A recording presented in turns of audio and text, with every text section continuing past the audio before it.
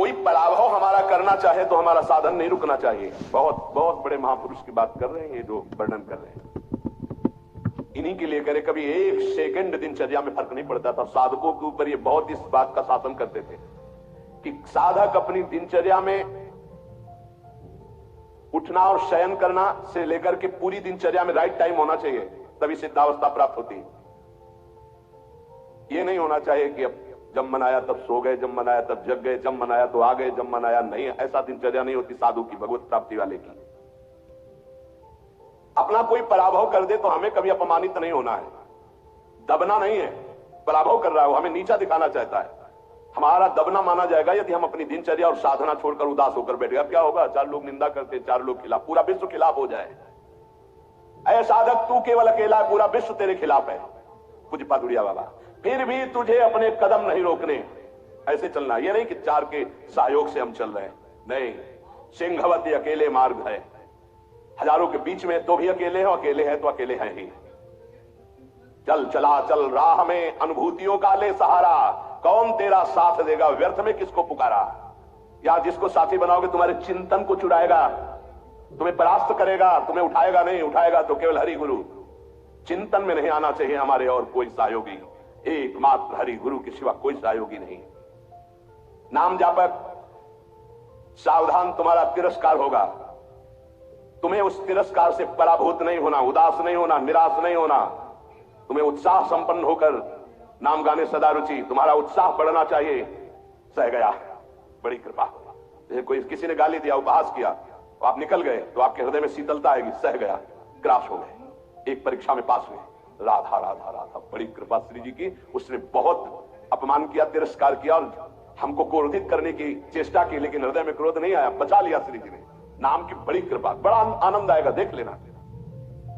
उस समय उपासक को आराध्य देव की विशेष कृपा समझनी चाहिए, जब तिरस्कार, अपमान, निंदा और झुकना पड़े।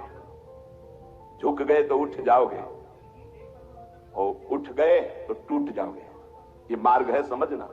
संसारी आदमी क्या देखा, झुका दिया ना, हम झुक गए। जे ही तुम झुके तो इतने ऊंचे उठा दिए जाओगे कि वो देख नहीं पाएगा, वो ऐसे भी नहीं देख पाएगा, इतने ऊंचे उठ जाओगे। ये मार्ग का रहस्य समझना। जो इस मार्ग में है कि झुक नहीं सकता तो टूटना पड़ेगा, ये माया रौंद देगी तुम्हें। तृणादपि सुनीचेन, झुकना पड़ेगा। झुको, झुकने से ही तुम निकल जाओगे और ऐसी ऊंचाई पर चढ़ जाओगे कि कोई तुम्हें झुका नहीं सकेगा। वो समय आएगा। अत्यंत दीन भाव से प्रत्येक प्रभु के विधान में प्रसन्न होते हुए नाम जप करो। नाम जापक को बहुत सहनशील होना पड़ेगा। अभी तो नाम महिमा सुनी, अब कैसे जपा जाता है उसको सुनो। जैसे वृक्ष जाड़ा, गर्मी, वर्षा सब द्वंद्वों को सहता है। कोई ईंट मारता है तो चाहे एक पत्ता ही दे, वो देगा, वो उसको कष्ट नहीं पहुंचाएगा। छाया, फल, पत्ता, कोई काट दे तो कोयला, लकड़ी देगा ही, वो कष्ट नहीं देगा। इसी प्रकार नाम जापक कोई विरोध करे, कोई तिरस्कार करे, कोई उपहास करे, कोई उपेक्षा करे, कोई अपमान करे, सहन करे, इतना ही नहीं, वो मृदु भाषण और नमस्कार पूर्वक उसकी वंदना करे। यह है नाम जापक की सामर्थ्य। वो उपहास कर रहा है, राधा राधा, वो कटु भाषण कर रहा है, वो मीठा बोल करके राधा राधा, वो अप्रसन्न करना चाहता है, वो प्रसन्न मुद्रा में, वो मर्म भेदी वचन बोल रहा है, वो क्षुब्ध ना होकर प्रसन्न होकर बोल रहा है। यही गोस्वामी जी कहते हैं, बूंद अघात सहाई गिरी कैसे, खल के बचन संत सहे जैसे। जैसे महान पर्वत पर बूंदे गिर रही, क्या फर्क पड़ता है? ऐसे ही अपमान, निंदा, नाना प्रकार के तिरस्कार, क्या फर्क पड़ता है उस संत हृदय में? बूंद आघात सहाई गिरी कैसे, खल के बचन संत सहे जैसे। अत्यंत विनम्र, सहनशील, मान की किंचन मात्र ही इच्छा और परवाह नहीं, सबको सम्मान देते हुए निरंतर प्रभु का प्रसाद उपासक को प्राप्त होता है, जो नाम जप, नाम कीर्तन करता है।